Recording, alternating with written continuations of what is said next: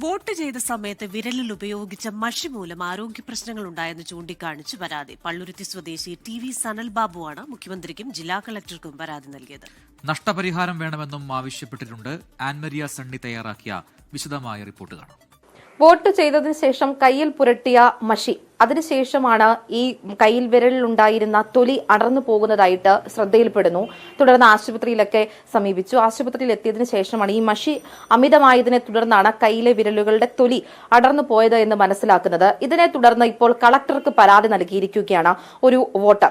അത് പള്ളുരുത്തി സ്വദേശിയായിട്ടുള്ള TV സനൽ ബാബുവാണ്. ഇത് ചൂണ്ടിക്കാണിച്ചുകൊണ്ട് നഷ്ടപരിഹാരമെല്ലാം വേണമെന്നാവശ്യപ്പെട്ടുകൊണ്ട് ഇപ്പോൾ പരാതി നൽകിയിരിക്കുന്നത്. അദ്ദേഹം ഇപ്പോൾ 24-നൊപ്പം ചേരുകയാണ്. ചേട്ടാ, വീട്ടിൽ വന്നതിന് ശേഷം ഉടൻ തന്നെ ഈ കയ്യിലെ തൊലി പോകുന്നതായി ശ്രദ്ധയിൽപ്പെടുകയായിരുന്നു, അതോ പിറ്റേ ദിവസമൊക്കെ ആയിട്ടാണ്? ഒരു 2 ദിവസത്തേക്ക് എനിക്ക് ചോർച്ചിൽ അനുഭവപ്പെട്ടു. ഒരു വല്ലാത്തൊരു അസ്വസ്ഥത എനിക്ക് തോന്നി. അത് കഴിഞ്ഞൊരു 3-4 ദിവസം ഇങ്ങനെ കഴിഞ്ഞിട്ടുണ്ടാകും. അപ്പോൾ ഒരു ഭാഗത്തു നിന്ന് ഇങ്ങനെ തൊലി ഇങ്ങനെ അടന്നതായിട്ട് ശ്രദ്ധയിൽപ്പെട്ടു. പിന്നെ ഇങ്ങനെ നോക്കുമ്പോഴത്തേക്കും ആ വിരലെല്ലാം ഒരു 2 ഇഞ്ച് നീളത്തിൽ മൊത്തമായിട്ട് തൊലി ഇളകി വികൃതമായ രീതിയിലായിരിക്കുകയാണ്. അപ്പോൾ ഈ സമയത്ത് തന്നെ ഒരു ഡ്രോപ്സ് അടുത്ത വിരലിൽ വീണിട്ടുണ്ടെന്ന് തോന്നുന്നു.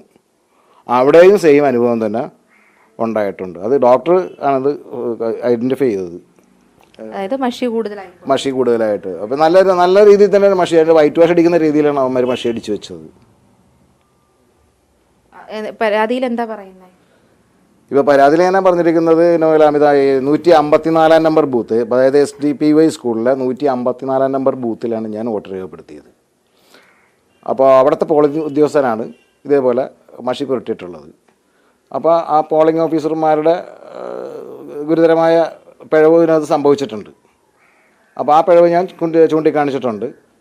പിന്നെ അത് കൂടാണ്ട് ഇപ്പോൾ കളക്ടറോടത്തും ഞാൻ പറഞ്ഞിരിക്കുന്നത് എനിക്ക് ചികിത്സാ ചിലവ് നൽകണമെന്ന് ഞാൻ പറഞ്ഞിട്ടുണ്ട്. നഷ്ടപരിഹാരം ഞാൻ ആവശ്യപ്പെട്ടിട്ടുണ്ട്.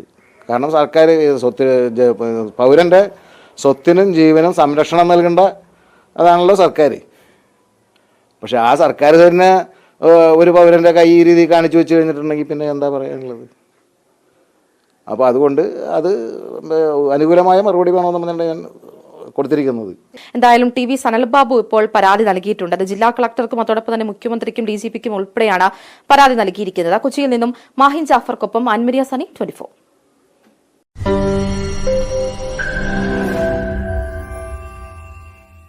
ലോകത്തെവിടെയായാലും ഏത് സമയത്തും 24 വാർത്തകളും ഓഗ്മെന്റഡ് റിയാലിറ്റി പാക്കേജുകളും എക്സ്പ്ലെയിനറുകളും വിശദമായി കാണാൻ ഞങ്ങളുടെ YouTube ചാനൽ നിങ്ങൾക്ക് സബ്സ്ക്രൈബ് ചെയ്യാം.